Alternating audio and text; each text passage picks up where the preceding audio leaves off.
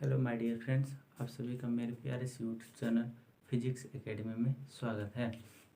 यह है chapter number first, वैद्युत आवेश तथा क्षेत्र का वीडियो नंबर 4। इसमें हम पढ़ेंगे वैद्युत क्षेत्र। वैद्युत क्षेत्र की अवधारणा सर्वप्रथम फैराडे जी ने दिया था। उन्होंने देखा जब किसी आवेश मतलब कोई भी धन आवेश या ऋण आवेश, तो सबसे पहले हम धन आवेश को लेकर चलते हैं। Figure number 1। पहले धन आवेश को लेते हैं। उन्होंने देखा जब किसी धन आवेश को धनावेशित गोला लिया जाता है तो अपने चारों तरफ एक क्षेत्र उत्पन्न करता है और धनावेश से बल रेखाएं निकलती हैं और वह अनंत तक जाती है। देखिए, धनावेश से ये जो निकल रहे हैं इसको बल रेखाएं कहते हैं। ये निकल कर अनंत तक जाती हैं। और फिर उन्होंने एक ऋण आवेशित गोला लिया। Figure number B. उन्होंने एक ऋण आवेशित गोला लिया। यह भी अपने चारों तरफ एक क्षेत्र उत्पन्न करता है, लेकिन यह धन आवेशित के विपरीत होता है। इसमें क्या है, इसमें जो बल रेखाएं होती हैं वह अनंत से ऋण आवेश की तरफ आती है। देखिए, ये अनंत से ऋण आवेश की तरफ आ रही हैं। यहाँ तक क्लियर हो गया कि जो धनावेशित गोला है उसमें जो बल रेखाएं होती हैं वह धनावेश से निकलकर अनंत तक जाती हैं, और ऋण आवेश में जो बल रेखाएं होती हैं वह अनंत से ऋण आवेश की तरफ आती हैं। इतना क्लियर हो गया। फिर क्या हुआ, फिर उन्होंने देखा जब किसी आवेशित गोले के पास कोई एक और धनावेशित गोला लाया जाता है तो ये एक दूसरे को, जो निकलने वाली से जो बल रेखाएं होती हैं एक दूसरे को प्रतिकर्षित करती हैं और ये ऐसे सीधे निकल जाती हैं, ऐसे अनंत की तरफ। और फिर क्या, और इसके विपरीत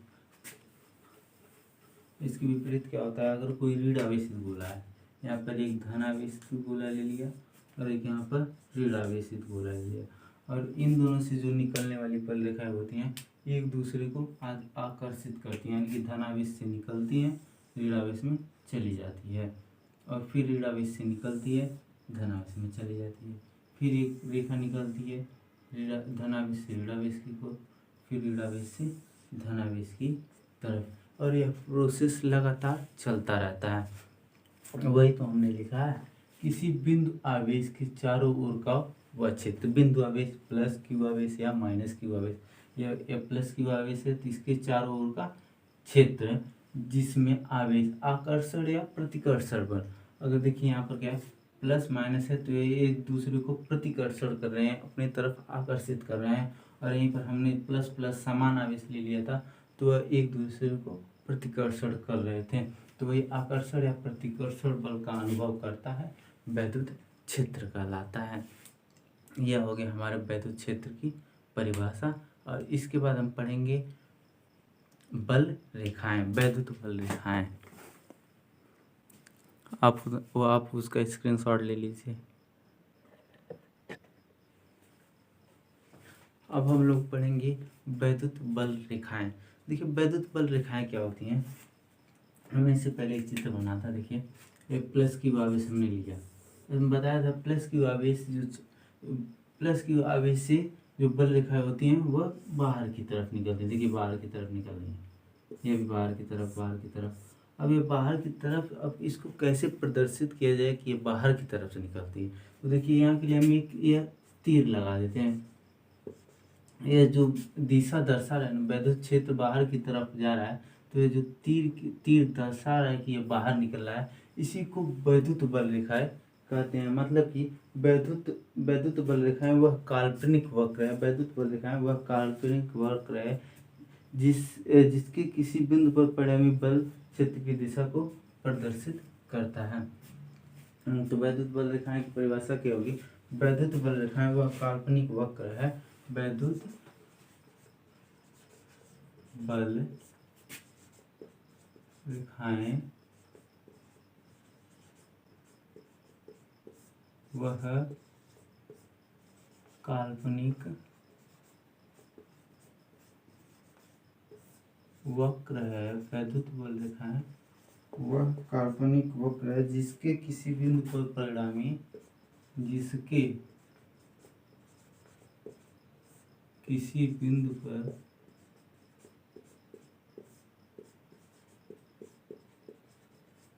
पर परिणामी विद्युत क्षेत्र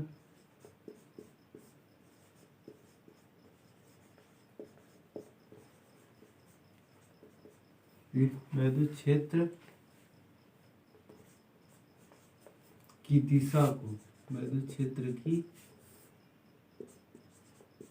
दिशा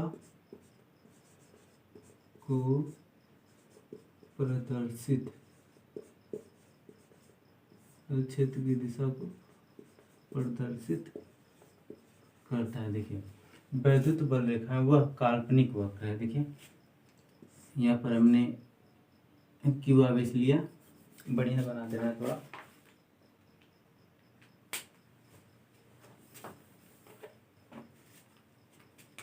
देखिए प्लस क्यू आवेश लिया, अब इससे बल रेखाएं निकल रही हैं, एक इधर जा रही है, एक इधर जा रही है, एक इधर जा रही है, एक इधर जा रही है।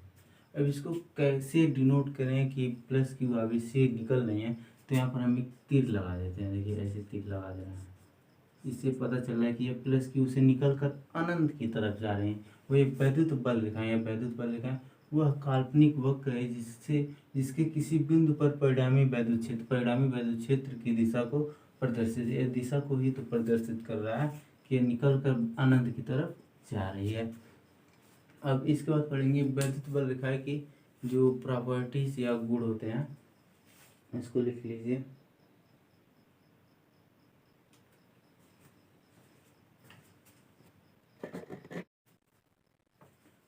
सो फ्रेंड्स कुछ वैद्युत बल रेखाओं के गुण हैं जो बहुत ही इम्पोर्टेंट होते हैं।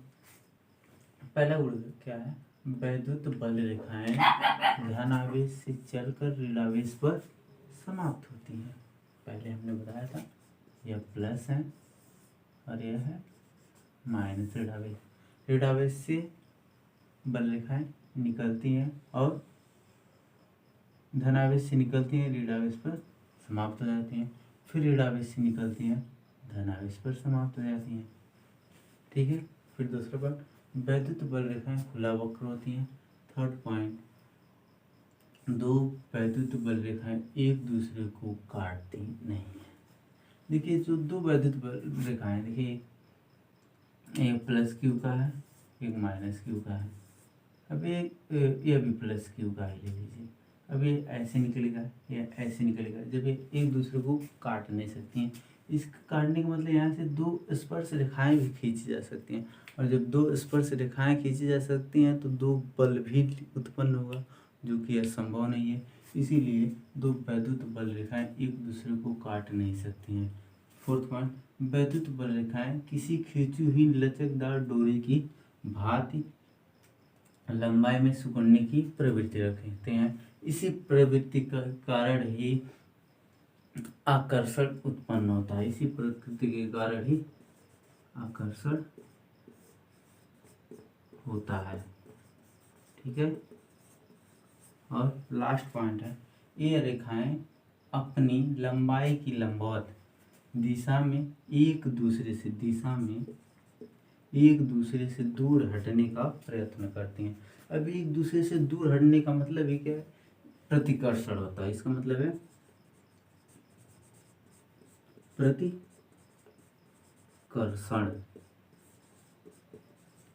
होता है। और आज के लेक्चर का मेरा लास्ट टॉपिक है वैद्युत क्षेत्र की तीव्रता। अब वैद्युत क्षेत्र की तीव्रता हम कैसे फाइंड आउट करेंगे, आइए देख लेते हैं।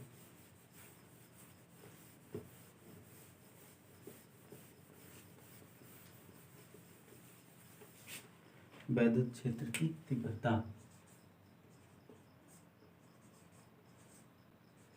वैद्युत क्षेत्र की तीव्रता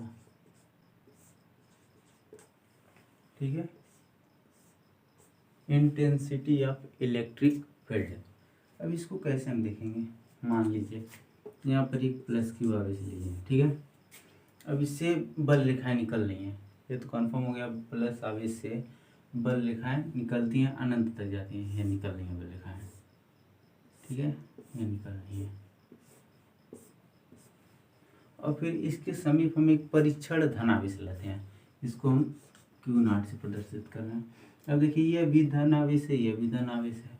अब इन दोनों को जब एक साथ समीप में लाया जाएगा तो दोनों के बीच में प्रतिकर्षण उत्पन्न होगा। अब प्रतिकर्षण उत्पन्न करने के कारण इस पे एक बल लगेगा, ठीक है, इस पे एक बल लगेगा। अब देखिए प्लस क्यू आवेश के कारण इस क्यू नॉट पे जो वैद्युत बल लग रहा है, इसी को ही वैद्युत क्षेत्र की तीव्रता कहते हैं, ठीक है। इस प्लस क्यू आवेश के कारण इस क्यू नॉट पे जो बल लग रहा है, इसी वैद्युत बल को ही वैद्युत क्षेत्र की तीव्रता कहते हैं। आइए इसको लिख भी लेते हैं।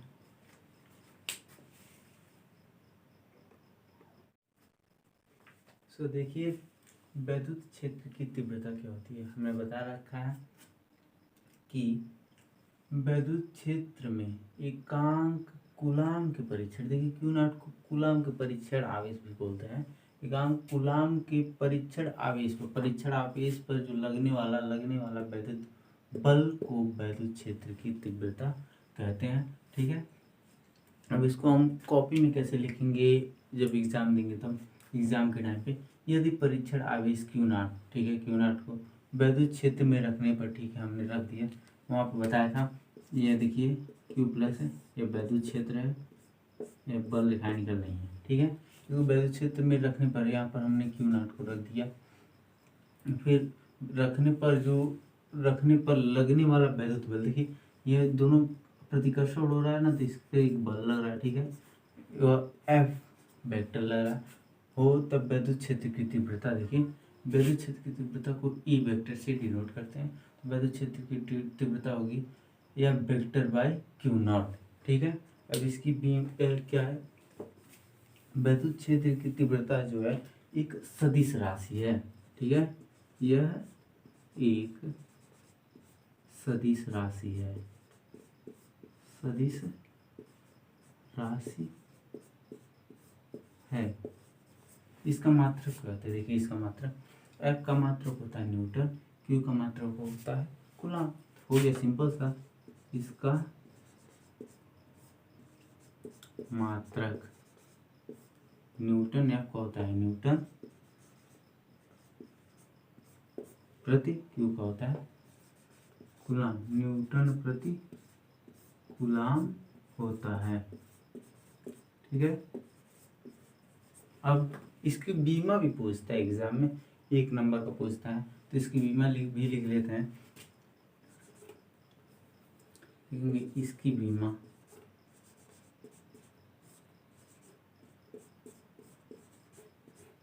इज इक्वल टू, देखिए बल की बीमा कैसे लिखा जाता है, ml T/-2 होता है बल की बीमा, और आवेश की बीमा होता है A ट्यू, ठीक है। फिर देखिए m नहीं कटेगा, m को एज इट इज उतार लेंगे, l भी नहीं कटेगा, l को भी लिख लेंगे। फिर t देखिए यहाँ ऊपर जाएगा माइनस हो जाएगा, t पर -3 हो जाएगा, फिर a जाएगा ऊपर, a का भी इनवर्स हो जाएगा, ठीक है। अब इसके कुछ 2-3 इम्पॉर्टेंट पॉइंट हैं, उसको भी हम लोग पढ़ लेते हैं, आप इसका स्क्रीनशॉट ले लीजिए, ठीक है, हो गया।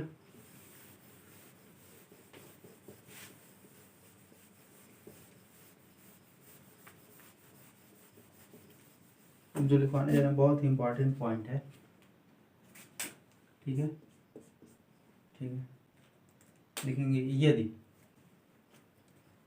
यदि कि आवेश का कोई कण वैद्युत क्षेत्र में स्थित हो, तो वैद्युत क्षेत्र द्वारा जो लगाया गया बल होगा वह क्या होगा, लिखेंगे यदि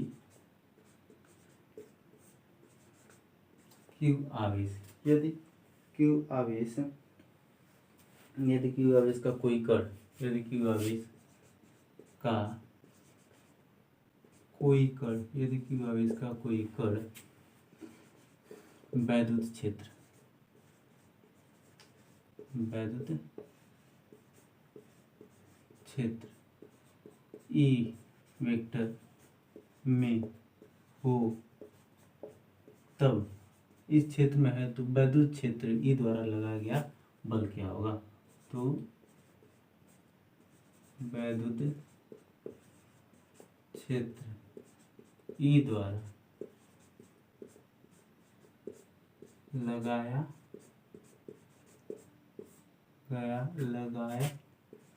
गया बल क्या होगा। देखिए अब वेक्टर क्या होगा। अब इसको कैसे फाइंड आउट, उससे देखिए मैंने फार्मूला पढ़ चुका है, E vector equal to F vector by Q naught. इसी को फाइंड आउट करना है। क्यू लगाया गया बल हो तो एफ निकालना है, तो एफ हो गया, इसको यहाँ पर रिप्लेस कर देंगे तो Q not into E vector, यह फार्मूला हो गया। ठीक है,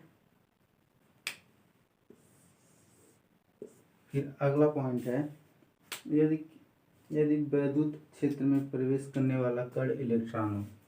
सेकंड पॉइंट है यदि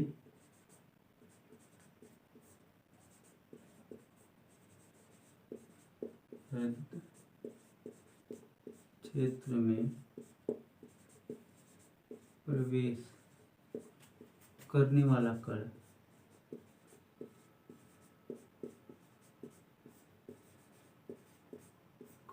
इलेक्ट्रॉन हो,